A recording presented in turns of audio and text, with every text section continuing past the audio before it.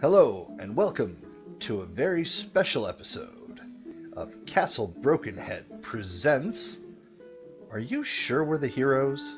A Dungeons & Dragons story. I recently played in a Dungeons & Dragons one-shot adventure based on one of the Adventurers League models, and we were the worst group of heroes I have ever seen. The story was fairly simple. We had been hired by a noblewoman to get information from the only survivor of a brutal raid by brigands who set fire to one of her estates, killing both of her parents. All we had to do was get some information from the survivor at the local Temple of Healing, who was being kept under armed guard because they weren't sure if she was one of the raiders. This was a third-level adventure. My character was an arcane trickster, an elf named Terengil. I didn't really flesh out his backstory because it was only a one-shot, and I wasn't sure when or even if I would be playing him again. The rest of the party consisted of a tiefling warlock, an elf cleric, a tiefling fighter, I think? This wasn't a group I'd ever played with before, and I didn't know anybody. And finally, a hyperactive dwarf barbarian who looked and smelled like he slept in a cart of manure. The barbarian wasn't very smart, and was obsessed with battle and killing things. So we agreed to take on this job, but aside from the cleric, we're a pretty shady bunch of characters, and we're eager to use some of our cool abilities. We could have just got the cleric to talk to the healers and the guards at the temple, and probably got everything we needed. But of course, there was no way we were going to do that. We decided that kidnapping a critically wounded person who's under armed guard out of a healing temple was the way to go. And what do you expect? I was a criminal, the barbarian just wanted to kill stuff, and the warlock was trying to decide whether to let the hyperactive feces-covered dwarf loose in the temple to clear a path for us, or to let me plan some kind of heist. I mean, who doesn't love a good heist? In the end, the group decided to let me go ahead with the heist. The plan was that I would use my criminal contacts, a corrupt priest in the temple, to get the injured person's belongings, then use a minor illusion to lure the guards away, at which point the warlock would cast invisibility on the dying person, and we would just carry them out.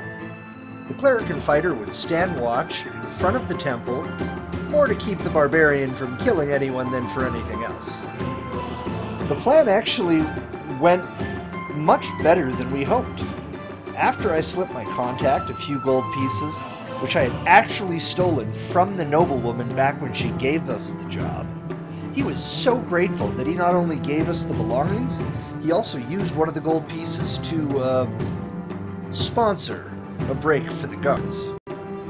Neither myself or the warlock were very strong, but he rolled a natural 20 on his athletics check, so we didn't have any trouble carrying an unconscious person back to the noblewoman's manor. So now that we had kidnapped an unconscious person who may or may not be a wanted criminal and taken them to the manor, our cleric set to trying to heal them, while I proceeded to make a failed attempt to seduce the noblewoman. Scorned, I stole a whole bunch of gold candlesticks and the like from around the manor before I turned in for the night. Now, you might think that after kidnapping someone who may be dangerous and healing them, that we would have had people take shifts keeping watch throughout the night. Someone to guard our now prisoner, and someone to watch out for who might come looking for him. But we were feeling pretty good about our little heist, and we were sure that we had gotten away with it,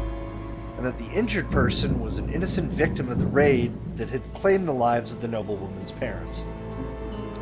So instead of taking those very reasonable precautions, we decided to get some sleep so we could get paid for doing the job in the morning and be on our merry way.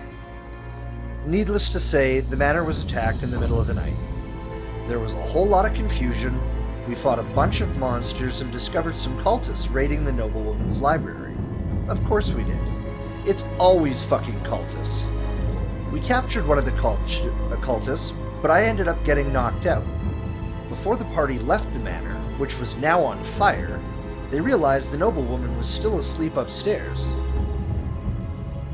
It turns out that some of her servants were working for the cultists and had poisoned her. They dragged both me and the noblewoman out of the manor. There were a couple of rooms on the main floor that we never checked, but the whole building was burning, and they really just wanted to get us out of there alive. The cleric was able to heal me and cure the noblewoman's poison, but at this point we were already starting to look like pretty lousy heroes. The noblewoman had just lost everything, and we were pretty sure we weren't going to be getting paid. I gave the noblewoman back some of the gold candlesticks and the like I had stolen to help with the cost of rebuilding. While I had been unconscious, the rest of the party, including the cleric, had stood by and watched while the barbarian and warlock tortured the cultist into telling them how to find his accomplices, and I guess they did a pretty good job because they even got the password to get into their weird cultist dungeon temple. They killed him after he gave them what they wanted. Just straight up murder him. Don't get me wrong, I would have been all for it if I had been conscious for that. Because we found the location of the cultist temple so quickly, and we were able to get in without any resistance with the password, the cultists hadn't even started the ritual yet when we arrived.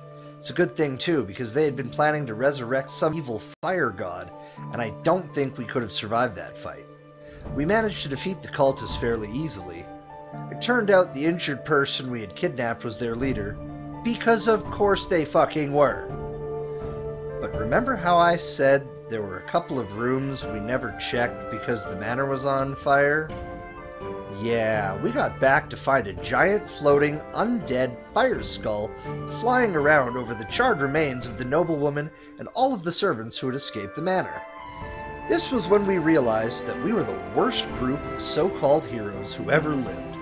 After this woman hired us to solve a murder, we robbed her twice, kidnapped someone resulting in her home being burned down, apologized by giving her back the stuff we stole from her, tortured and murdered a man, then left her and her servants to be killed by a monster we couldn't be bothered to fight because we were too busy saving ourselves. What else could we do? We snuck out of the town as quickly as we could and went our separate ways, vowing never to take another job together again. I hope you enjoyed that. This has been my Dungeons & Dragons story. Tune in again tomorrow when I will be returning to my regular Let's Play series schedule. Until next time, stay frosty.